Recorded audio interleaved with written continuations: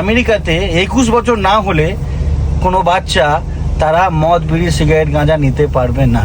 আমেরিকার বিষয়ে একটা খুব ভালো তথ্য আপনাদেরকে দিতে চাই। আসুন, আমেরিকাতে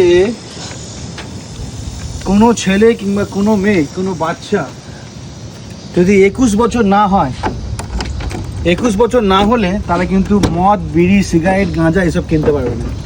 এটা ইললিগাল।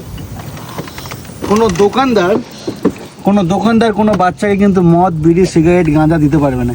এই যে স্টোরগুলো দেখতে পাচ্ছেন, price shopper, gas station, liquid store, যেখানে মদ বিড়ি সিগারেট স্মোক সব বিক্রি হয়, সেখানে 21 বছর না হলে কোনো ছেলে মেয়ে কিন্তু বিড়ি সিগারেট মদ দিতে পারবে না। এটা ইললিগাল।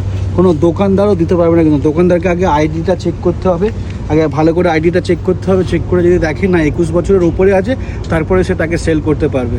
আর দোকানদার চেক না করে যদি দিয়ে দেয়, আর যদি পুলিশ জানতে পারে, তাহলে দোকানটাও ব্যান হয়ে যাবে আর পুরো একদম লোকটাকেও জেল খাটতে হবে।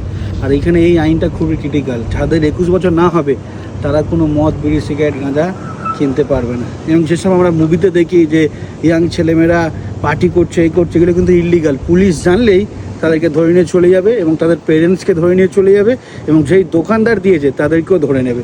তো এটা খুবই একটা কঠিনতম শাস্তির একটা একটা আইন আছে যে 21 বছর না হলে বাচ্চারা বিড়ি সিগারেট মদ নিতে পারবে না। ইন্ডিয়াতে অনেক ভিডিও আছে, ছোটো ছোটো বাচ্চারা বিড়ি টানছে আর বড়রা দেখে কি হাসছে, হ্যাঁ, ভিডিও করছে। তো যদি আপনি আমেরিকায় আসছেন, 21 বছরে যদি কম থাকেন, বিড়ি সিগারেট মদ গাঁজার চিন্তা করবেন না। আপনার কি মনে হয় এটা ইন্ডিয়াতেও করা উচিত? তাহলে কি ভালো হবে? কি মনে হয় বলুন, কমেন্ট করে বলুন।